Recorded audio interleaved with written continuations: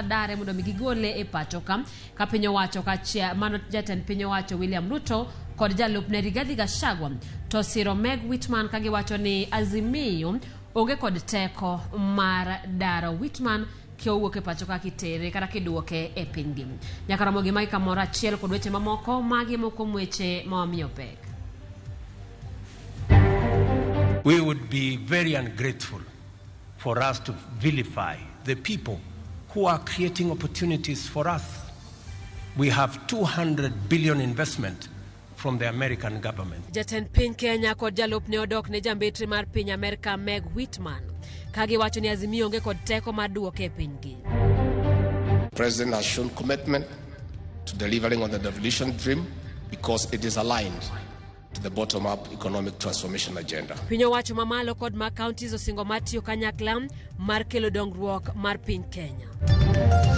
We are lobbying so that we can get these kinds of cases heard and determined within the shortest time possible, 6 months at most 1 year. Duol makedo kod mibadhi EACC oyango ni gisenono buche maloyo 10,000 mag mibadhi ka gidwaro mondo medgi teko mar kedo gi mibadhi.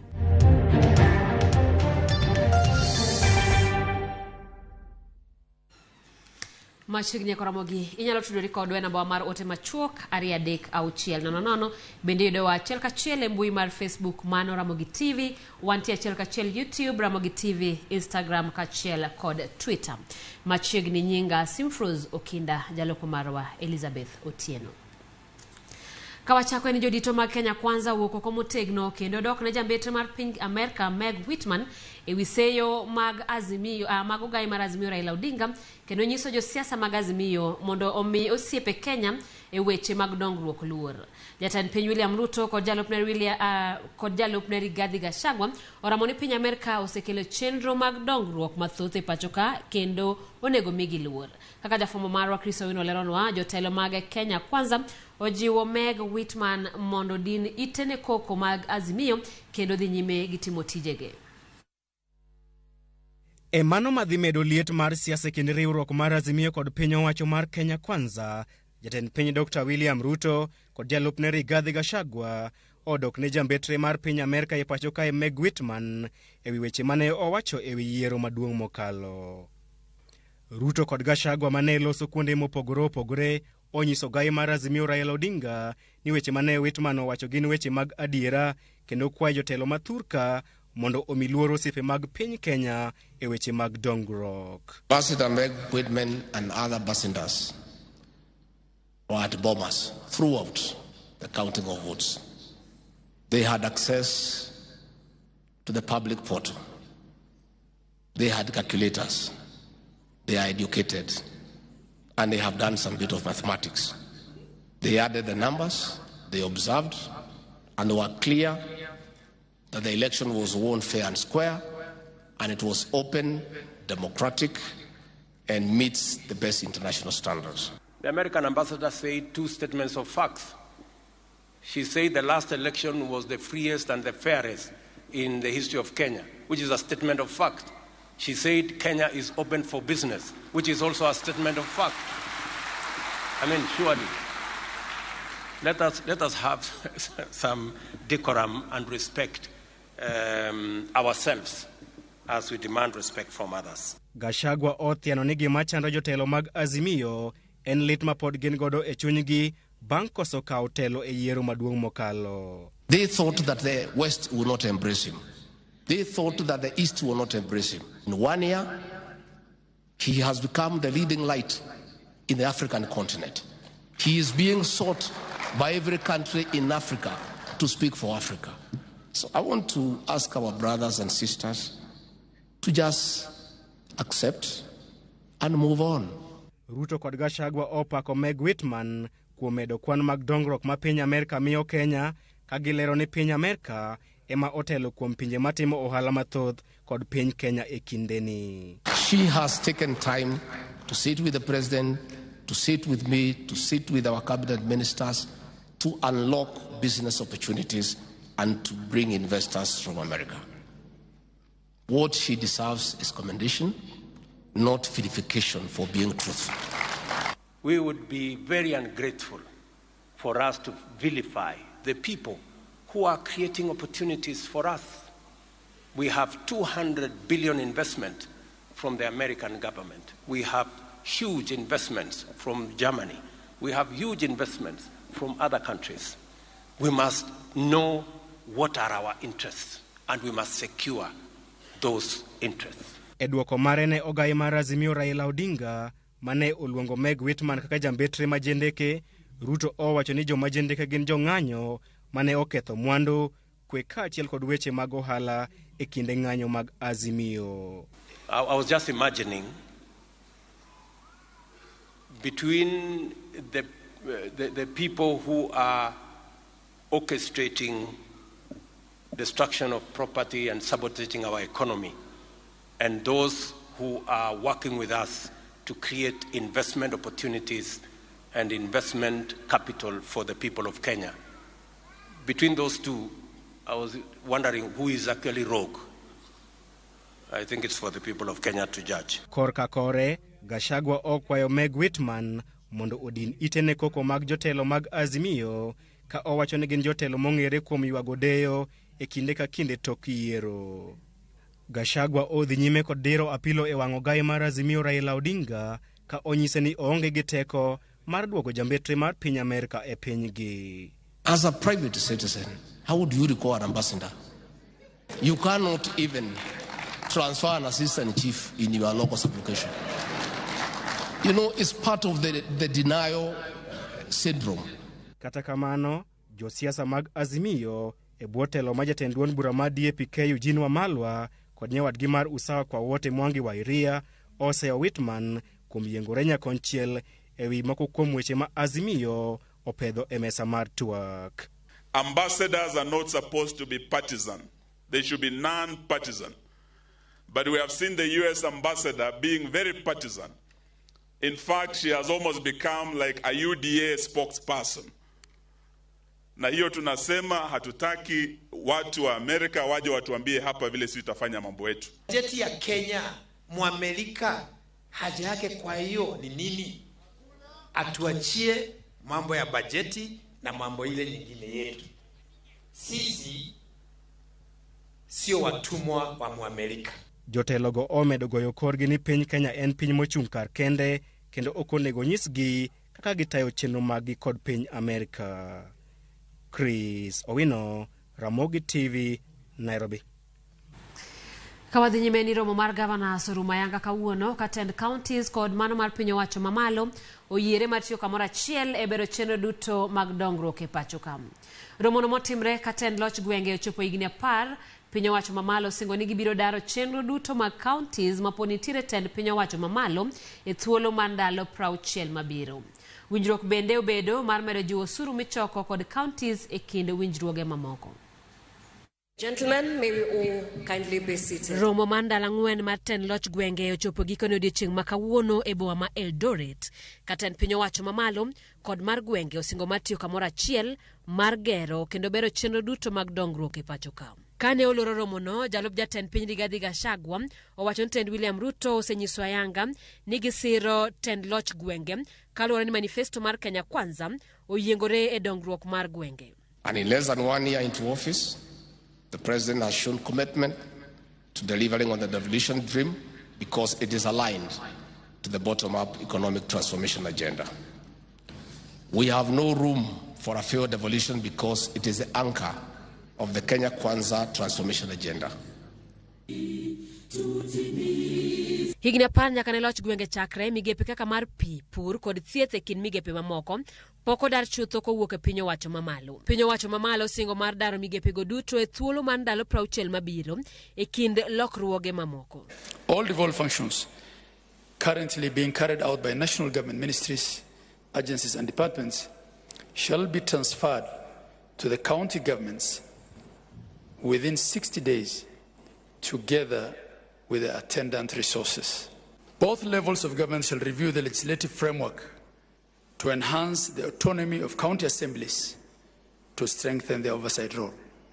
Action: Senate, National Assembly, Council of Governors, State Department of Devolution, and County Assemblies Forum. Eromono bende ojiw tend counties mondo chuog yore mamoko mag choko osuru e tudruok kod piny owacho mamalo.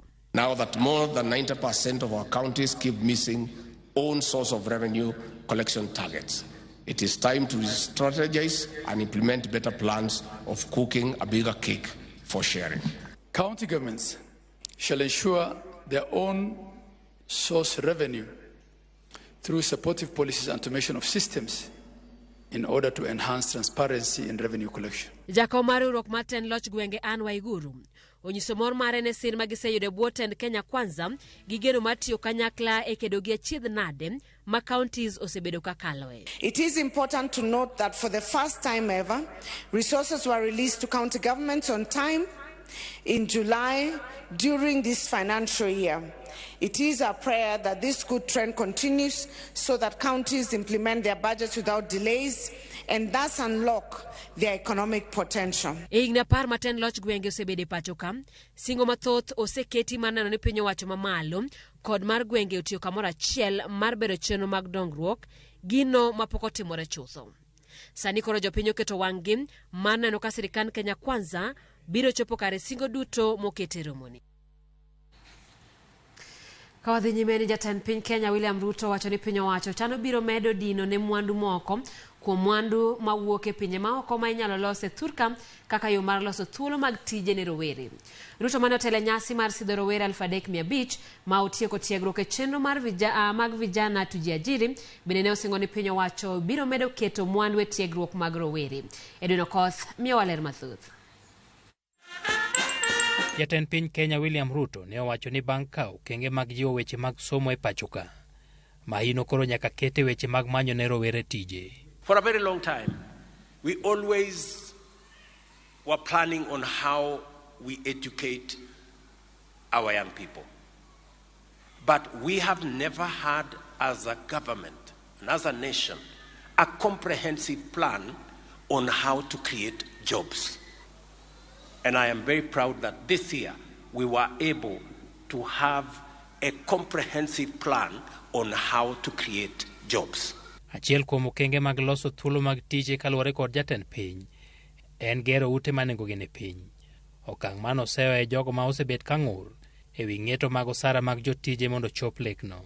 This housing plan is not so much about the houses. No. This affordable housing plan is more about the jobs for young people than the houses.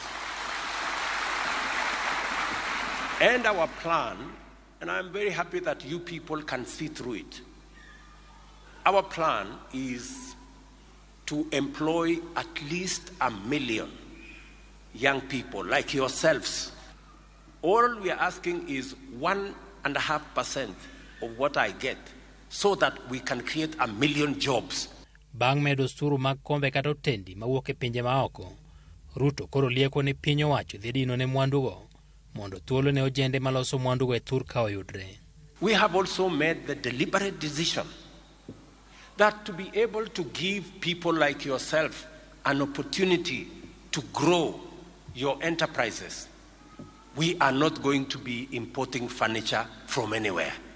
Yani tunaenda kuagiza kitanda, sijui meza, sijui viti, sijui nini, kutoka sijui China, kutoka sijui Marekani, sijui kutoka wapi, surely.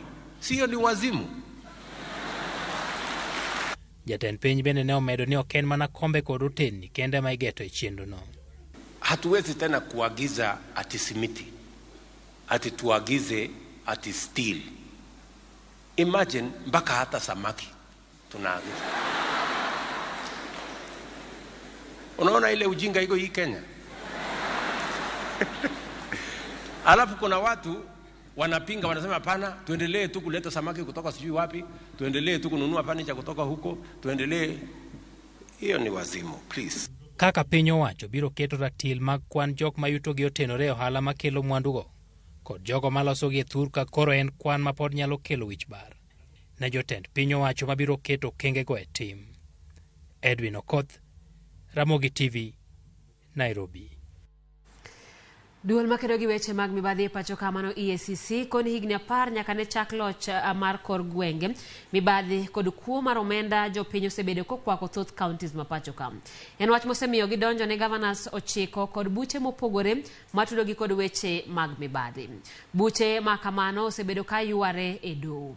To kaka jafwambo marwa mawuok Mombasa Joja oko leronwa, duol no koro dwaro ni piny owacho mondo chuog chik mabiro miyo gi thuolo mar mako kendo chwalo e doho achije mitudo gi mibadhi ni mar thoth buchego budho e lweto gaye mar jomin buche. Jakom duol mochung'ne kedo gi mibadhi e pacho ka Laktar David Ogende ne ochopo Mombasa mar loro ayanga romo mane okelo kanyakla riwruok jogoro mane twak ewi weche mag telo kaachiel kod bero alwora e kind weche mamoko. E lipot mare mar yango kaka tend counties osetiyo higni 10 nyaka ne chaki loch mag kor gwenge, jakom no yango ni mibadhi kaachiel kod yeko mag pesa jopiny osegurore thoth counties gino mosemono tich tiyore malong'o. We have governors and county leaders who seems like their only purpose of getting into government was to loot public resources. And those people we are actually, as EACC, looking at some of the things that they have done. Some of them we have already forwarded their cases for prosecution. Some we are still under investigation.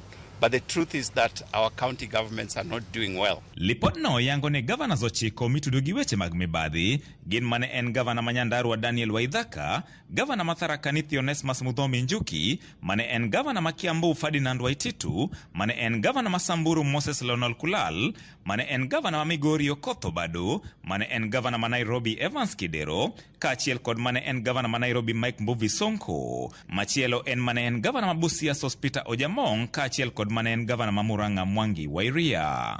Lipot no bende yango ni nyaka sani tend counties podi bandho muom maromo shillings bilion 80 mane ging'ado e osara mag jotich mondo mi ochwale chulo gope mag loans, chudo mar okumba mar thieth NHIF, NSSF kaachiel kod pes mag aeri maduto pok gichulo kata bang' ng'ado e osara. Laktar Oginde kata kamano kwedo rumbi mawachore ni duol no osebedo mana kaluwo jomibadhi manie ngas mapiny kolero ni moko kuom buche magin godo sani gin mago momako jomadito. Ketraco involves big names in that scandal. Ketraco has to do with the Turkana wind power project. That was a very grand idea, a great idea, especially ESG idea, but serious corruption, billions of shillings that were lost there, and big guys that are involved. That is a matter that we have already investigated. We have forwarded to office of the DPP for prosecution, and we are trusting that in a very short while these people will be arrested and brought to account for their actions. Oyango ni joditogo sani koro tiyo gi jotich manie ngas mapiny e timo mibadhi, omiyo nonro margi sani okodewo koda ng'ato nie ngas mapiny kata mamalo. The small fish are not stealing for themselves. They are actually stealing for others. We have a case like Siaya, for example, which we have just concluded investigations.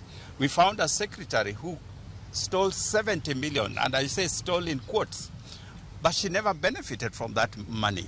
If you look at the Museum of Kenya, again, small guys, but how much money did they steal? 499 million through small people.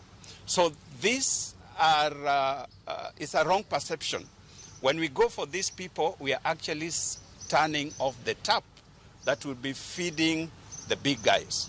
But we are going for both the small and the big people. Kata kamano, kwayo mar duol no en ni piny owacho kadh chik mabiro miyo gi thuolo mar mako kendo chwalo achije mitudo gi weche mag mibadhi e doho. Okoni thoth buche ma kamago osebedo ka kwamo e leto gaye mar jomin buche ma pacho ka DPP, mokoni ni kod tich matek mar timo nonro ewi buche duto michwalone kapok otergi e doho. Na ni kweli wengine wana hofu ya kwamba tukipewa hiyo mamlaka ya kupeleka watu mbele, pengine inaweza kuwa abused. Lakini hatutaki kwa abuse hiyo, ni kufupisha hiyo taratibu ya kupeleka watu kotini. Kwa maana ikienda kwa DPP is a long chain. E thuolo mar higni 5 mosekalo, jakom no kata kamano koni duol no osefwenyo moduogo mwandu kod pesa jopiny, mayando kwal moheo shillings bilion 23 e tend counties kaachiel kod piny owacho mamalo, ka bende okoni e thuolo nogono gisegeng'o kuo mar omwom kod mwandu maromo shillings bilion 35. Duol makedo kod weche mag mibadhi e pacho ka EACC koni en adier ni jopiny nenogi ka pala maonge bith mare, omiyo koro gidwa ni piny owacho oketgi mabith e yor miyogi teko mar mako kendo chwalo e doho achije mitudo kod weche mag mibadhi. George Aoko, Ramogi TV, Mombasa. Erokamano George Aoko kuom lipodno. Kawadhi nyime ni oseyangore ni kata bang' loch gwenge donjo e counties, chenro mag nyayo chiemo pok odhi kare. Maen karuore kod paro mopogore mag jodak e counties makaluo, mayango ni pod counties onge kod chiemo moromo kaka owinjore. Millicent Adhiambo miyowa ler mathoth bang' kao paro kuom moko kuom jodak. Igni 10 nyaka ne loch gwenge donjo e counties, telo makelo dongruok kod lokruok machiegni gi japiny. Penjo makoro nyiedhore en ni bende loch gwenge osekelo chiemo moromo e counties. E county ma Kisumu, oganda ni kod paro mopogore ka e sama moko wacho ni chal ka gima chiemo duogo matin, mamoko to pod oramo ni chiemo onge moromo kaluwore ni jopur okosebedo katimo maber e yoregi mag pur. Kidhi markets wagi ma local gi, chiemo nitie mane godok piny. Nyiso ni fertilizer cha has an impact gima chiemo. Jowa otegemea chiemo mawuok e counties maoko, kata mana lot yudo ka wagole counties maoko Kericho, Vihiga, Uasin Gishu makelonwa lot mar sukuma, kata mana mar bom mwanyalo chamo. Omiyo security mar chiemo e county ma Kisumu to pod ne piny. Ang'o ma jodak ma Kisumu yango ni owinjore otim mondo jiw kuonde ma nyau nitie? Nyalo kwayo serikal mar county mondo mi otudre gi migawo mar pur, mondo mi okel lokruok e department ni mondo mi wabed kod food security ma wanyalo bet ni wanyalo golo cham moromo wachamo, ma moko wanyalo golo ma us oko. Kaluwore kod jatend migawo mar weche pur e county ma Kisumu, Ken Onyango, jopur osebedo kod lony moromo manyalo konyo chenro mar nyayo chiemo. Kuom mano gin kod chenro mar nono lowo mondo giyangi kit cham kata kodhi manyalo chiek kuondego. Wadhi timo gima gi dho Kisungu wacho ni geo reference e Kisumu County te, mondo wang'e ni jopurwa gin kuonde mage, to gin gi ekadi mar puodho, to e gwenge ma gintiego mimea mage manyalo dongo e yo makare. Jatelo no omedo bende ni kaluwore kod midhiero mikelo kod lokruok mag kor lwasi, ojiwo jodak duto nyaka manitie kapango mondo chak timo pur madundo e alwora ma gidakie mondo kony e kedo kod nok mar chiemo. Koro wakone kata mana jowa manie modak e town o kaka Kisumu kaendi, wan gima dho Kisungu wacho ni urban agriculture. Wanyalo bedo kata gi conical gardens, moko chuno ni nyaka bed gi kama duong' ahinya ni eki nyalo yudo chiemo.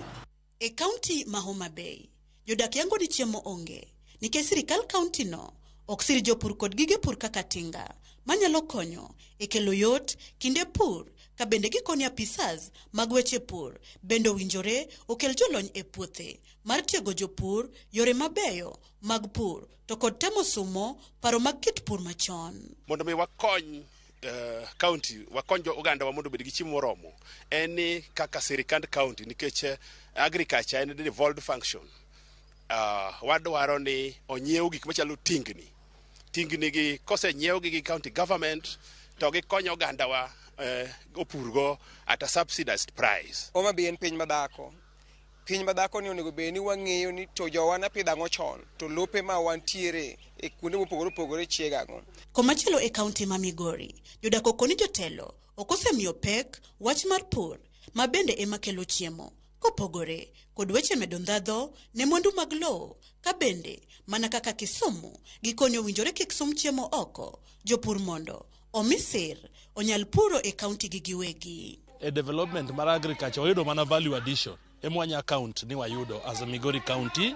Ok wanya bedo ni wategemea exchequer only mondo improve on our agriculture. Onego wabed gi domestic resource mobilization mopogore gi ma exchequer. Jodak ma Migori kata kamano yango ni gin kod geno ni lokruok biro bedo kokalo kuom chenro ma gavana margi ni godo. What your intersector in approaching agriculture? Wangeni under Ochilo government wadhi bedo gi a vibrant way of doing improving on agriculture. Nikech waseneno plan ma ministry nigo. Magi duto biro e seche ma jotelo e lemo mopogore dhi nyime kod romo mag loch gwenge motis ni Devolution Conference e boma ma Eldoret, kuma jopiny rito gi liyo ka bende romono biro kelo lokruok e kuonde ma jotelo mag loch gwenge pok ochopo kotenore kod kelo dongruok ne japiny. Millicent Adhiambo, Ramogi TV. Jomaundu mapoko yangi no monjo nyamburko mane oting'o jaod bura ma Fafi Sala Yakub kachiel kod joma moko e gweng' ma Dagega e seche mane giwuok e gwenge ma Gal Magala e iko mar jal moro mane onegi. Monj ma kamano chal mar chulo kuor tok nonegi ji 6 e gwenge ma Kunaso boma ma Garissa. Jofwambo adek bende yudore i monj ma kamano kendo ponde tesendo bila ma Gal Magala e monj motieno manyo sendo bila ma Gal Magala e monj motieno manyoro miyo waler mathoth.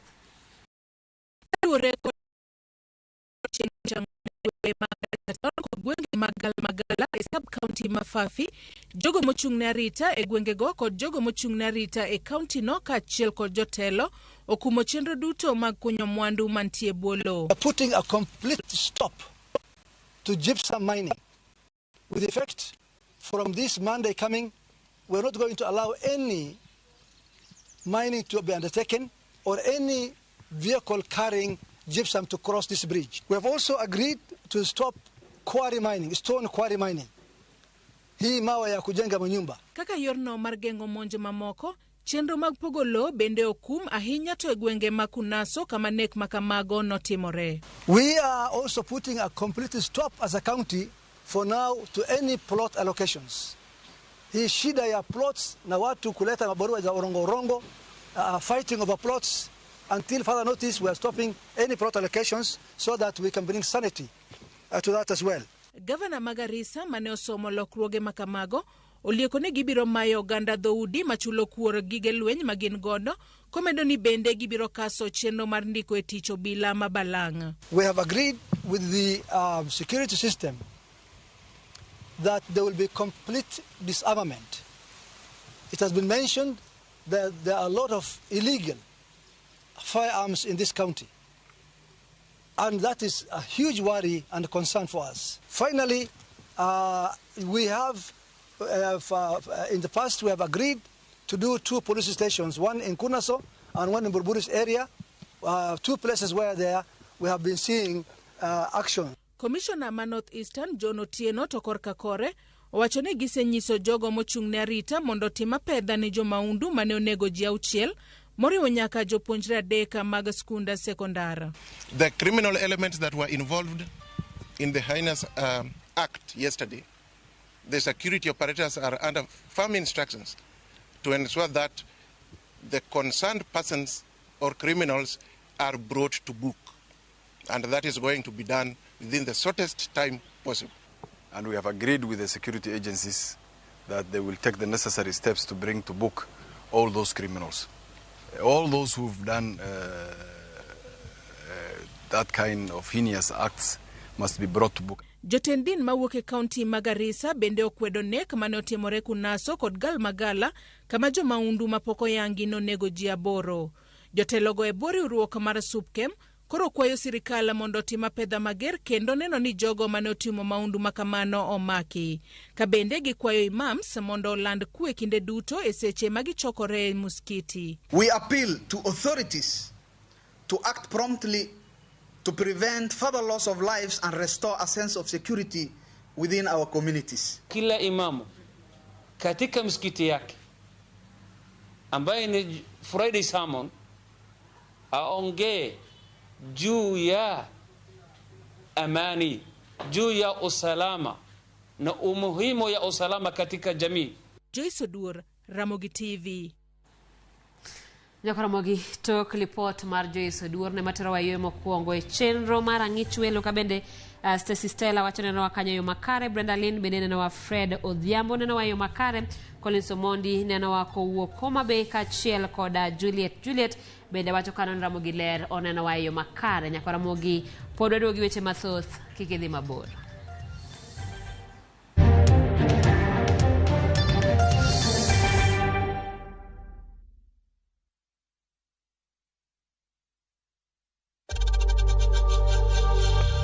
We know times are tough, So, save money by buying airtime from M-Pesa to any network with 0 transaction fees. Dial *487*2# and get your airtime PAP with 0 transaction costs.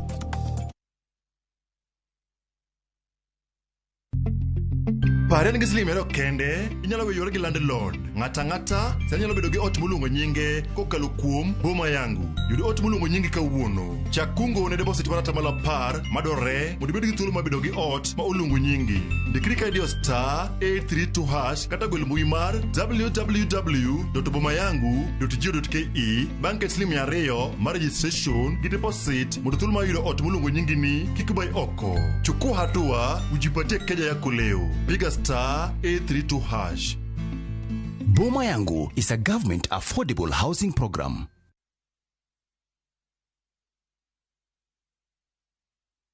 Sasa kwa thao moja tu unaweza pata third party cover for your private motor vehicle valid for 30 days. Say goodbye to expensive motor vehicle insurance. Pata bima kutoka Direct Line Assurance. Kujisajili bonyeza *487#. Weka namba plate ya gari yako, ID namba yako, email address yako na ulipe thao moja tu. And your digital cover will be sent to you instantly. Collect your sticker at your nearest Total service station. Dial *487# upate third party motor insurance valid for 30 days. Pap, ni thao tu.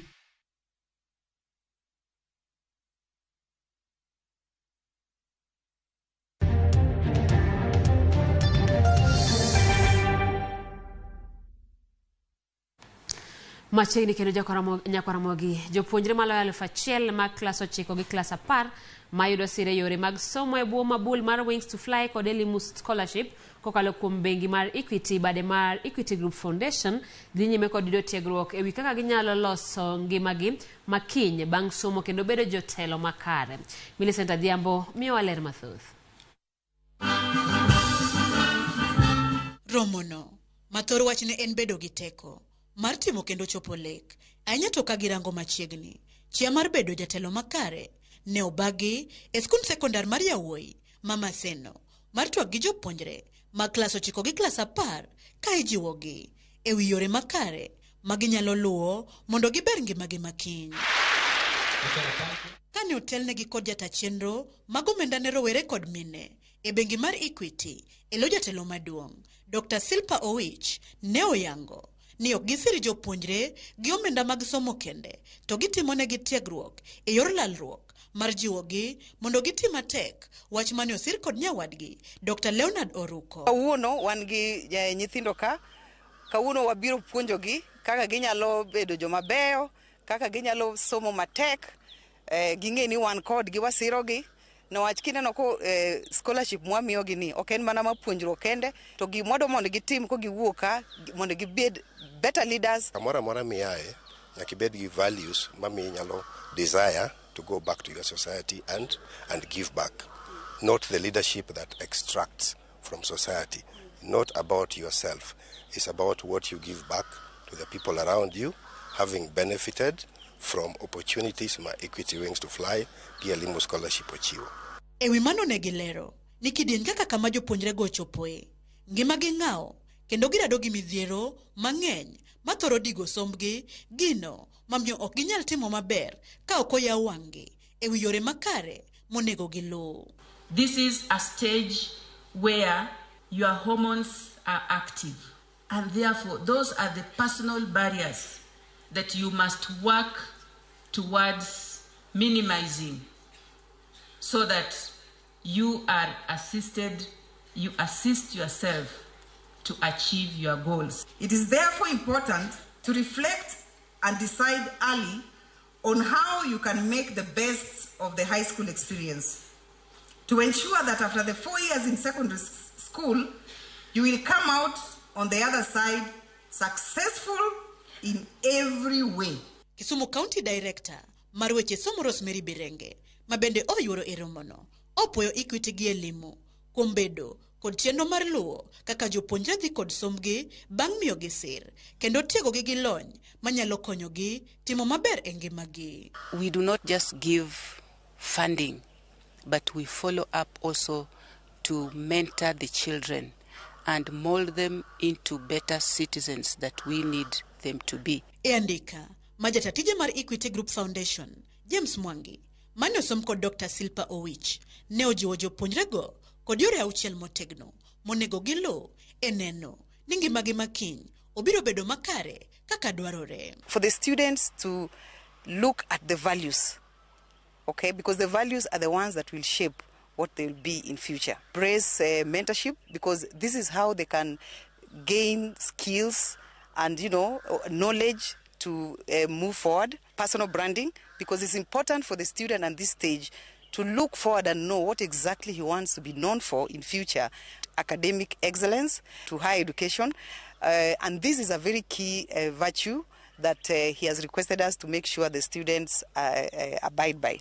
Achiel kuom jopuonjrego, maja klas 9, opoyo sir ma Equity kod elimu osebedo kamiyo jopuonjre mawuok e familia ma ok nyal, kendo singo ni kuom sir kod puonj ma giyudo, gibiro tiyo matek e sombgi kendo chopo lek margi, mondo gin be chieng' moro gimak lwet joma moko. Kaka gikonyowa ni, wan be waamua ni wadhi somo, watimo kaka gidwaro, mondo wabendi ka wasedongo wanya yudo kaka wakonyo jok moko. Romo makama mar 14 bende dhi nyime kuonde 18 mopogore pachoka, kuma nyithindo maromo 18,577 duto dhi nyime kod yudo tiegruok chakre tarik 12 kendo biro rumo tarik 27 dweni.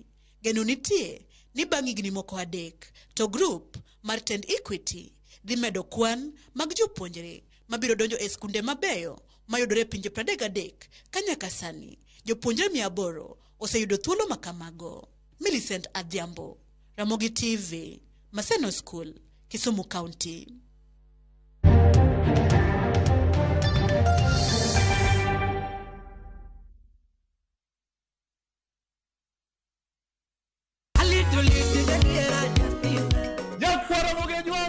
Chiegni e show mamit maratari ma iluongo ni Ramogi Night wakelo go Ticha Beach seche machal kama. Ka in jahera mar luo benga kata ajawa wakelo ni ngolo mobedo piny mayueyo mana mo. Lungani kolo kon instrumental kaberni be inyalo lungani Boy Handsome Within and Without. Boy Handsome moment away aroji bed and breakfast sama pekni tilungani ngenja the entertainer. Kaka pile nya Ramogi wacho ni kete manaka. Ramogi Night, Ticha Beach ka Ticha Beach, Sangwen Otieno.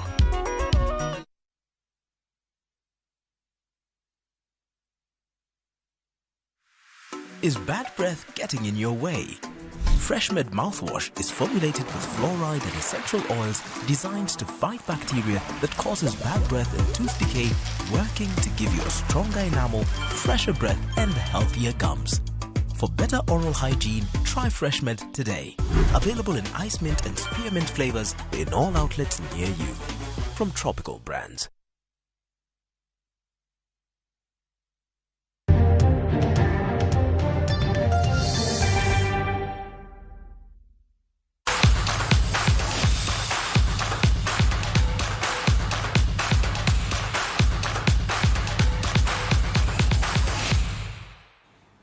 Jakaramogi machiegni weche mag tuke bang' tieke thuolo mar 10.36 tuke lig mapiny mar National Super League. Club mar Kisumu All Stars mawuok e kaunti ma Kisumu ni kod geno ni ikruok margi higani biro miyo gi thuolo mar loyo kombeno kendo duogo e lig maduong'. James Okoth nolimo jotugo e seche mane gitimo rako ka kwayo bende koro gichwalo ne kembe mayudore e kaunti no mondo jiwgi gi yore mag omenda. Okinyi mang'ich, jotugo omolo e alap kar rombgi ka girieny gi lewni manyien mag tugo. Wang'ni nenore ni otenga dhi kalo gi ng'ato. Klab mar Kisumu All Stars timo orako ne ikruok tuke mag lig ma piny mar National Super League ka chunygi chwer ne kao osimbo ma wang'ni bang' klab mar Shabana kao ligno e season mokalo. Omolo Frederick en captain e klab mar Kisumu All Stars kendo olero ni ikruok makare biro miyo gi thuolo mar timo maber e season manyien. Target mara en tero Kisumu All Stars e KPL. To mane gima wawakne sani mondo timni odhi otug e lig maduong' Kenya. To kata kineno preparation marwa, watiyo matek mondo wami Kisumu nying moro manyien manosebedo kolalcha. E kindego, jata chenro e klabno mar Kisumu All Stars lero okenge magisekawo kaka klab mar neno ni gilure gi chike matayo weche adhula e pachoka. Koro nyocha gidwaro ni mondo wabed gi team mar ladies, mamano wasetimo mano wa identify. Nyocha gidwaro ni mondo wabed gi youth team, mano bende wasetimo, waseketo mkakati makoro wan gi youth team. Sani be koro ne giketonwa ni gidwaro ni mondo wabed gi stadium sadek. Wang'eyo ke kunde manche koth ogoyo wagodo season manokalo. To waseketo rageng' makende mondo mi wayud tugo maber e season mabiro. E kinde ni ma klabno pod nigi midhiero mar nok mar omenda, johera ma Kisumu All Stars ichwalo negi ote. Gilos fan base, gikony Kisumu, team iluongo ni Kisumu All Stars. En e team achiel mantiere within Kisumu County, and en e team apane wantiere kokaindi gi Kimigori. Ka waloso fan base maber, and I think kwa kopi gima ne Joshabano team, to wanyalo timo maber. Kaka goero kamano be ni waziri masani odonjo ni Madam Beatrice. Madam Beatrice bendo setemo matek kabisa, ma kata koro ineno ka rieny ma koro jogi rieny ni en mana through kony ma county otimo. Otenga timo ikruok makare, oseiko jotugo makare kendo solo johera ne karombgi. Gima koro dong' to Otenga fuyo en sir. Penjo en ni eke kembe kata migepe e county ma Kisumu ka kata e pachoka moikre mar siro Otenga ma bende osingo ni wang'ni nyaka okal gi ng'ato. James Okoth, Ramogi TV.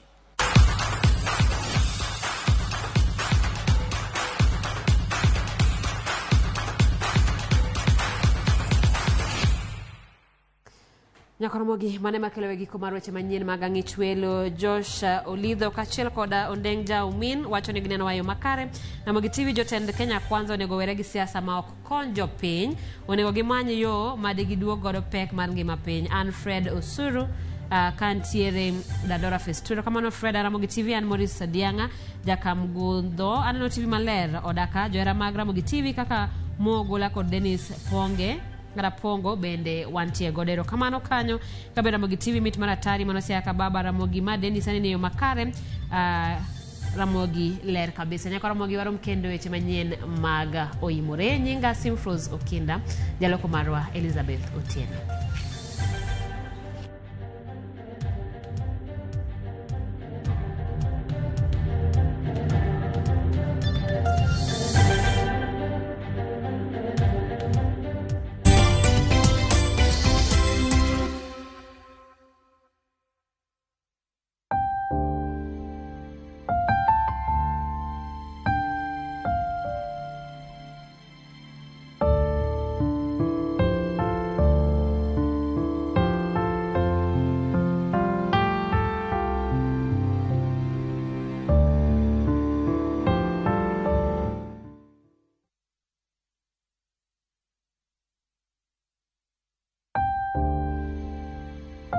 Beatrice Adhiambo Moro lando rapar mar jaode mosenido Peter Omoro Ogwang' manong'ere ni Omoro Machine. Rapar no timre ngeso tarik 19 dwe mar 8 higani e dalane moyugis koteli gi Reverend Tobias Okongo mar Full Gospel Churches Oyugis. Omoro ne en wuod mosenindo Paul Ogwang' gi mama Leonida Oselu